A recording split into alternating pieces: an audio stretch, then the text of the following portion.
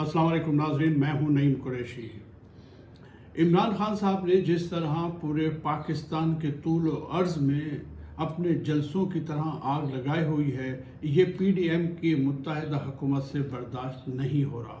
और कल उनका पैमाना सब्र जो है वो लबरेज हो गया और उन्होंने सियालकोट के जलसे को दरहम बरहम कर दिया। इल्ज़ाम ये था कि PTI जिस जगह जलसा कर रही है वो क्रिश्चियन बिरादरी जो है, मसीही बिरादरी है, उनका ग्राउंड है और उसमें सियासी एक्टिविटी नहीं हो सकती। हालांकि तारीख़ गवाह है कि इससे पहले ख्वाजा आसिम मुस्लिम लीग नून के वहाँ कई बार जलसा कर चुके हैं। लेकिन इमरान खान के खिलाड़ियों ने भी कल तारीख रकम कर दी। 4 घंटे के मुख्तसर नोटिस पे एक और जगह में उससे बढ़ के बड़ा जलसा कर दिया जितना उस ग्राउंड में एक्सपेक्ट किया जा रहा था। उस्मान डार को गिरफ्तार भी किया गया, उनके साथियों के हमरा, लेकिन बिल आखिर इंतज़ामिया उन्हें रिहा करने पर मजबूर हो गई और इमरान खान ने रात 9:30 बजे उस जलसे में खिताब किया। जिस तरह हर शहर में उनका तारीखी जलसा हो रहा है, सियालकोट में भी उसी तरह सियालकोट की तारीख का सबसे बड़ा जलसा था और आवाम का जोश व खरोश दीदनी था। इमरान साहब ने इस जलसे में बड़ी अहम बातें की। कुछ बातें तो वो वही करते हैं जो मुस्तकिल लोगों के सामने दोहराते रहते हैं, लेकिन उनका दोहराया जाना जो है वो बहुत ज़रूरी है। 75 साल से हम इस मुल्क को देख रहे हैं, ये एक ही डगर पे चला जा रहा है। हमें इसमें तब्दीली की कोई सूरत नज़र नहीं आती है, क्योंकि पूरी तरह हमारा मुल्क जो है वो माफियाज के शिकंजे में जकड़ा हुआ है। और दूसरी तरफ ये दो ख़ानदान, जरदारी और नवाज शरीफ का जो ख़ानदान है, इन्होंने 30 साल से अपने खूनी पंजों में इस मुल्क को जकड़ा हुआ है। इनसे निजात हासिल करना बहुत मुश्किल हमें नज़र आता है, लेकिन अब 70-75 साल के बाद ऐसा वक्त आया है कि पाकिस्तान की तकदीर भी बदलने वाली है। इमरान खान साहब ने कल के जलसे में बहुत ही अहम गुफ्तगू की। कल वो कुछ गुस्से में भी थे, जाहिर है, जिस तरह सियालकोट में जलसा दरहम बरहम किया गया। हकीकत यह है कि ये मुस्लिम लीग नून की जानिब से एक साजिश थी कि कोई तसादम हो जाए, कोई खूनरेज़ झड़प हो जाए और PTI पर जो है वो इल्ज़ाम लगा दिया जाए। लेकिन नहायत हिकमत से जो है PTI के लोगों ने नहायत संजीदगी, नहायत हिकमत से काम लिया और अपना जलसा एक दूसरी जगह कर लिया।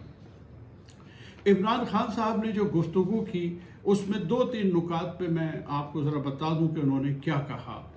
देखिए, उन्होंने कहा कि इस मुल्क का निज़ाम इंसाफ सिर्फ कमज़ोरों को पकड़ता है, कभी ताकतवर को नहीं पकड़ता। लियाकत अली ख़ान से आज तक किसी कत्ल में किसी ताकतवर कातिल को नहीं पकड़ा गया।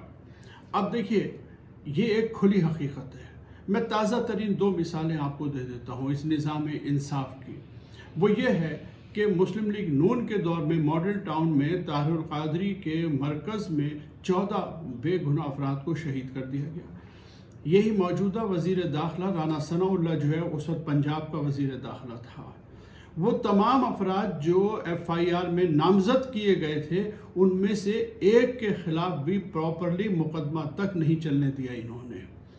तौक़ीर शाह जो हैं उस वक्त प्रिंसिपल सेक्रेटरी थे चीफ मिनिस्टर शहबाज शरीफ के, उन्हें पाकिस्तान से भगा दिया गया FIR के बाद। और अब वो शख्स जब शहबाज शरीफ वज़ीर आज़म बन गए तो वो शख्स वापस आ गया है और आज फिर वो वज़ीर आज़म पाकिस्तान का जो है प्रिंसिपल सेक्रेटरी बना हुआ है।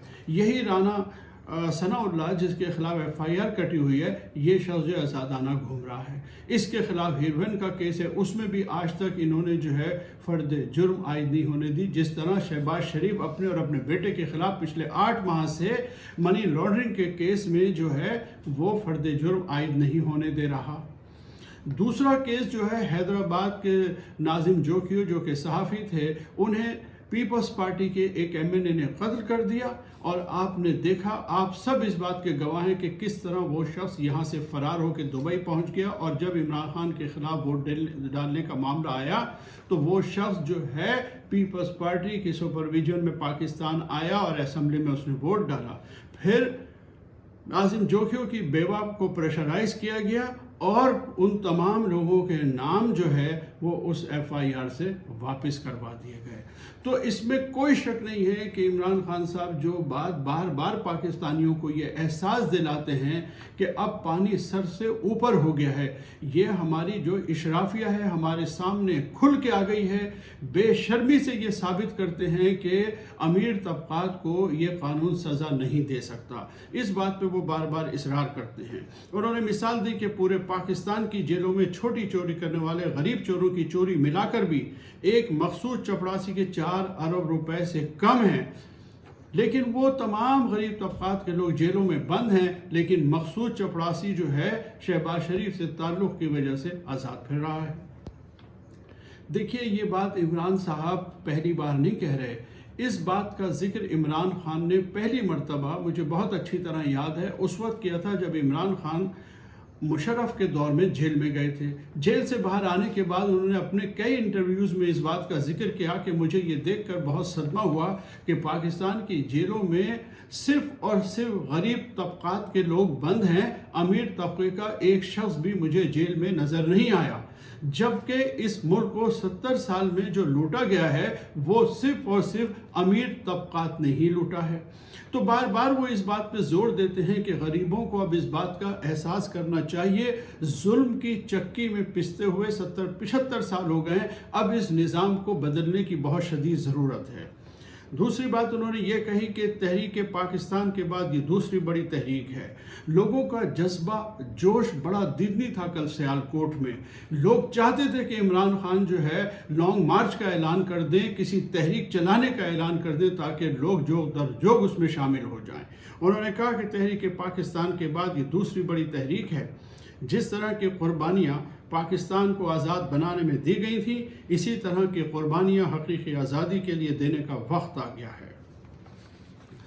اس طرح کی انہوں نے بہت ساری باتیں کی۔ انہوں نے چیری بلاسم کے بارے میں، شہباز شریف کے بارے میں، نواز شریف کے بارے میں، زرداری کے خاندان کے بارے میں، ان کے جو جرائم ہیں ان کے بارے میں انہوں نے بہت گفتگو کی۔ لیکن کل کے جلسے میں جو سب سے اہم اور جو سب سے خوفناک، سب سے تہلکہ خیز بات انہوں نے کی، اور وہ یہ کہ اس سے پہلے وہ بار بار یہ بات کہتے رہے ہیں کہ میری حکومت کے خلاف ایک سازش کی گئی، میری حکومت کا تختہ ایک سازش کے نتیجے میں جو ہے الٹا گیا۔ اس کا الزام وہ امریکہ کو بھی لگاتے ہیں، وہ موجودہ سیاسی سیٹ اپ جو ہے، جو یہ نام نہاد امپورٹڈ حکومت ہے، اس پر بھی لگاتے ہیں، اور یہ دعویٰ بھی کرتے ہیں کہ ہمارے وہ ادارے جنہیں اس سازش کو روکنا چاہیے تھا، انہوں نے نہ صرف کہ روکے نہیں بلکہ انہوں نے بھی مقامی سہولت کاروں کو سہولتیں فراہم کی۔ اور انہی کی آشرواد سے ہم دیکھ رہے ہیں کہ آج چوروں اور ڈاکوؤں کا ایک ٹولہ جو ہے وہ ہمارا حکمراں بنا ہوا ہے، اور یہ ایسے حکمراں ہیں جو نہایت بے شرمی سے لندن جا کے بیٹھ گئے ایک ہفتے کے لیے، اور وہاں ایک بھگوڑے مفرور مجرم کے ساتھ جو ہے میٹنگیں کرتے رہے اور پاکستان کے عوام کی تقدیر کا فیصلہ کرتے رہے۔ عمران خان صاحب نے جو الفاظ ادا کیے تھے، میں ہو بہو وہ الفاظ آپ کے سامنے دہراتا ہوں۔ انہوں نے کہا کہ میرے خلاف بند کمروں میں ملک سے باہر اور ملک کے اندر سازش کی جا رہی ہے کہ میری جان لے لی جائے، مجھے قتل کر دیا جائے۔ میں نے ایک ویڈیو ریکارڈ کر کے محفوظ جگہ پر رکھ دی ہے، اگر مجھے کچھ ہوا تو قوم کو دکھا دینا۔ اس ویڈیو میں میں نے سب کا نام لیا ہے جو میری حکومت گرانے کی سازش میں ملوث تھے۔ دیکھیے، امریکہ کی تاریخ اس بات کی گواہ ہے، امریکن CIA نے دنیا کے مختلف ممالک میں نہ صرف یہ کہ مختلف حکومتوں کے تختے الٹے بلکہ مختلف رہنماؤں کو قتل کیا ہے۔ اس حوالے سے میں کل ایک ویڈیو جو ہے اپلوڈ کروں گا، اس میں نے ذکر کیا ہے ایران کے ڈاکٹر مصدق کا۔ عمران خان صاحب بار بار اپنی تقریروں میں ڈاکٹر مصدق کا ذکر کرتے ہیں، جو ایران کے وزیر اعظم تھے 1953 میں۔ ان کی حکومت بھی امریکہ نے ایک سازش کے نتیجے میں جو ہے وہ ٹاپل کی تھی، اور اس کا بار بار ریفرنس دیتے ہیں۔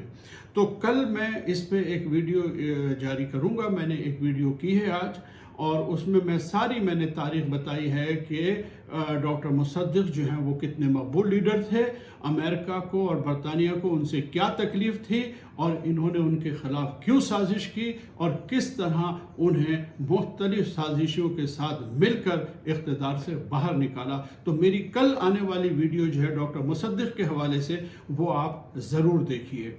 अब आ जाते हैं इमरान खान साहब पे। ये बड़ी ही खौफनाक बात है। यहाँ तक तो हम सियासी जद्दोजहद कर सकते थे और सियासी जद्दोजहद के ज़रिए पाकिस्तान के अवाम जो हैं इमरान खान को इक़्तिदार में वापस ला सकते थे, लेकिन ये इंकशाफ इमरान खान साहब ने यकीनन बहुत सोच समझ के और तमाम हक़ाइक़ को जानने के बाद ही अवाम के सामने ये मसला रखा है। उन्होंने कहा कि मेरी हुकूमत के ख़िलाफ़ साजिश तो काफ़ी महीनों से चल रही थी, लेकिन मेरे कत्ल का मामला जो है मुझे चंद दिन पहले जो है वो सारी तफसीलात मिल गई हैं। तो सबसे पहला काम तो इमरान साहब ने ये किया कि एक वीडियो रिकॉर्ड करा दी है। यकीनन पाकिस्तान के हर 22 करोड़ अवाम में से हर शख्स की ये ख्वाहिश होगी कि हमें अपनी ज़िंदगी में ये वीडियो न देखनी पड़े। हम यकीनन ऐसी कोई चीज़ अफोर्ड नहीं कर सकते। अगर खुदा न खास्ता ऐसा कोई वाक़या हो गया तो हम पाकिस्तान के मुस्तक़बिल से भी मायूस हो सकते कि पता नहीं पाकिस्तान का मुस्तक़बिल क्या होगा, ये लोग हमारे मुल्क के साथ क्या करेंगे। इसलिए मैं इस बात पे नहीं जाता कि उसमें किस किस के नाम होंगे, लेकिन इंसानी बसीरत को जो है वो सेंसरशिप के पर्दों से मफलूज नहीं किया जा सकता। हर पाकिस्तानी को बखूबी अंदाज़ा है कि उसमें किस किस के नाम शामिल हैं, कौन कौन साजिशी हैं और कौन कौन उन साजिशियों के सहूलतकार हैं। हकीकत तो ये है कि जो लोग इस सारे मामले में शामिल हैं उनके यहाँ जो है कोहराम मच गया है।